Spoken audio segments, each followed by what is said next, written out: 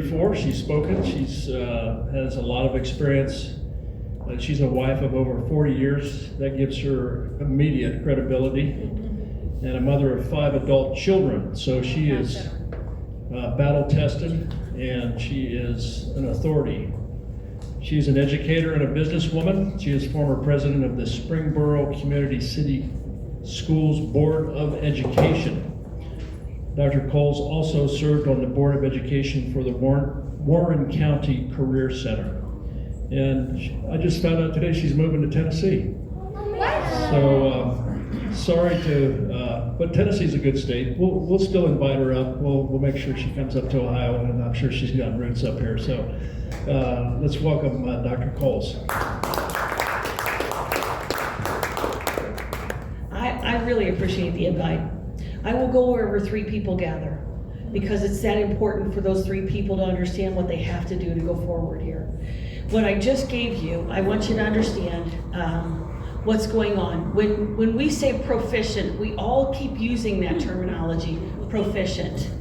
Oh, I'm gonna need one of those to look at. But, and when you can share, I only brought 20, I guess I miscounted what I thought would show up, but if you can share and then pass some back, here.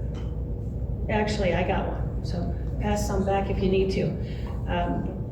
So I was on those 2 school boards, 2010 to 2014. During that time, I got an awakening as to what is happening in our public education system. I had been told by lots of people before that, just kind of a sprinkling, that hey, they're destroying American history. Hey, they're just really not teaching. And I thought, oh guys, come on. It's all still good. I think people are just making stuff up. I got there and I understood that no, they're not. They're not making it up.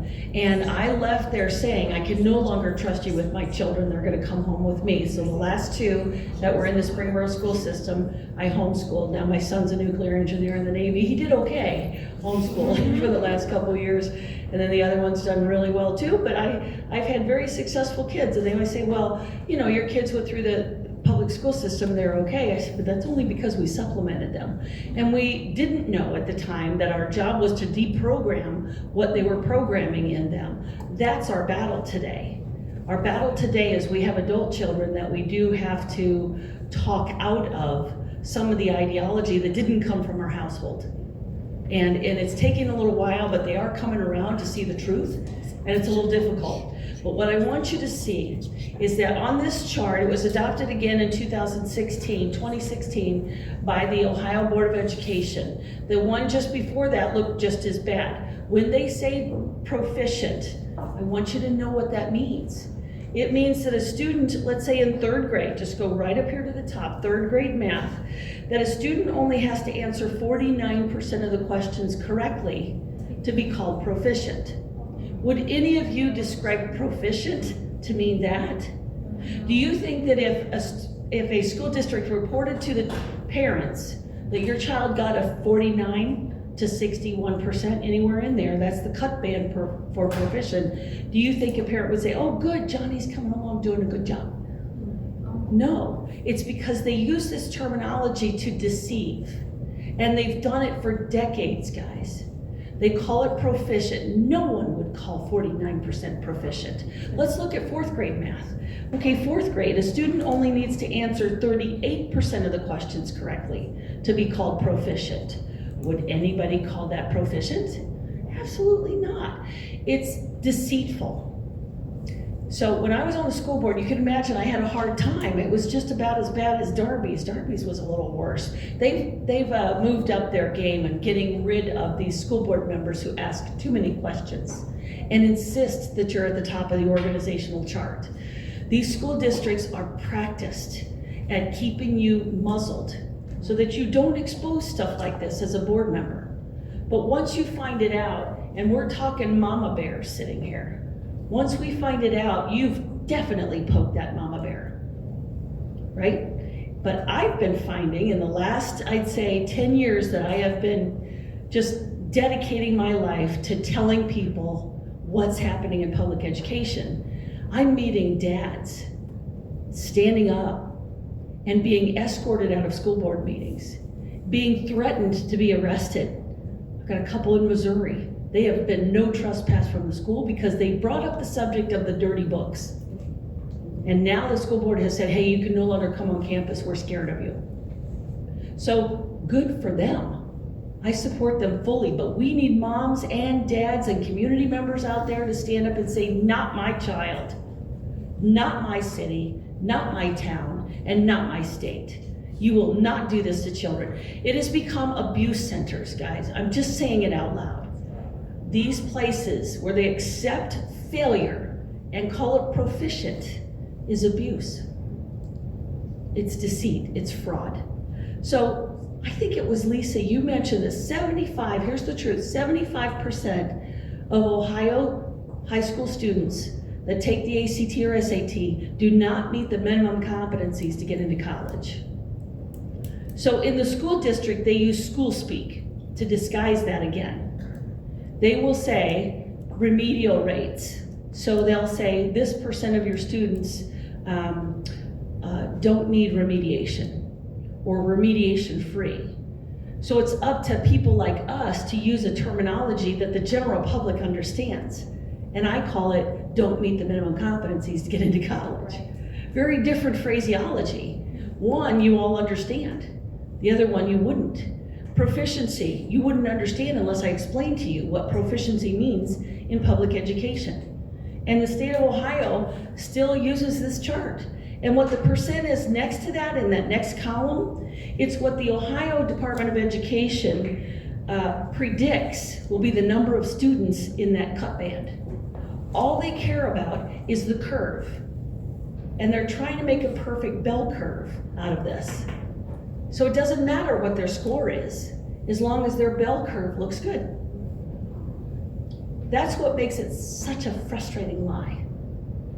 There's no way, had they told me, let's say my son in 4th grade in math got let's say 40%, would I have called that proficient? But because they send parents these beautiful big bar charts and show this big, long yellow bar on his chart that showed that he was proficient, I'm thinking, that's not great, but we'll get along with that. But if they said he got a 38%, you know what you would all do as responsible people, common sense people, you'd say, okay, we need summer school, we need a tutor, you're grounded, you're not going anywhere until we get these scores up. But because they're not telling parents, they don't know that. They don't know they need to step in and get involved. So I'm not saying these things to beat up teachers. Okay, maybe some of that is some of the fallout, because teachers need to be the ones telling on it. Saying Johnny doesn't know math. But the administration tells them, no, you zip it. You're gonna say how great he's doing. Because instead of focusing on academics, math, reading, science, social studies, civics, history, whatever it is, instead of laser focusing on academic outcomes, they're laser focused on indoctrinating with this DEI, delusional, information. But it all came about, and Vicki knows this, because we were buddies, we were battle buddies back in Common Core. So since 2010, we've been on the warpath saying, why the heck would you bring in Common Core?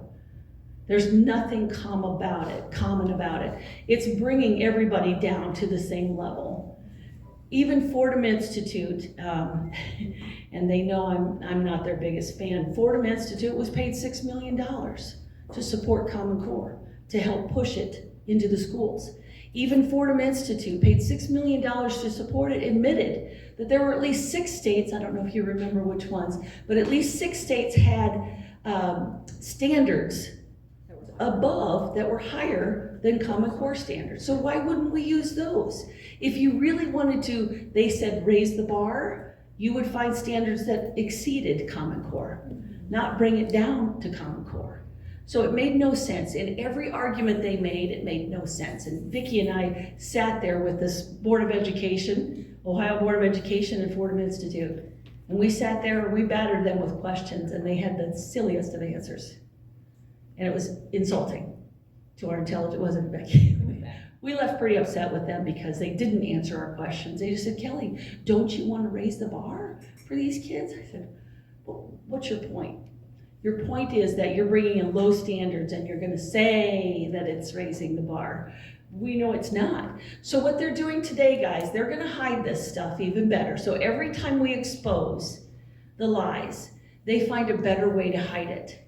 They use different terminology. We just talked about that, the DEI. They're bringing that all in because it's communist, guys. It's the Communist Manifesto. It's communist ideology. Remove the pillars that save our children, and that is faith, family, and country. And they're in droplet form in Common Core. It was all embedded in Common Core cell, social emotional learning. And that was to bring in these emotional dispositions. So instead of teaching children how to think intellectually, the objective was to teach them how to think emotionally. Because you can teach a child that it's really sad that polar bears might have less ice. Everybody should be upset about that, and let's focus on that for the day and have a party and celebrate our disappointment and our sadness. But it's okay to murder an unborn child. That we're going to put under choice. It's good to have choice, right? Because they can manipulate them into being the activists that they want them to be. That's the part we're struggling with in our household, is they've been trained to be activists. Now, I'm hoping this spins, and these young people in their 20s and 30s become activists for the cause that's common sense. That's the cause that's pride in their country, that holds onto their faith and doesn't let it go. And that they use that activism to be anchored in hope. That's what we've got to have. Give them an anchor that the district took away from them. Their anchors were faith, family, and country. If you soundbite them through social emotional learning, you soundbite them into not trusting those three support systems, then they have nowhere. And if you YouTube my name, you'll see one of my speeches on the school board was "Our children are adrift."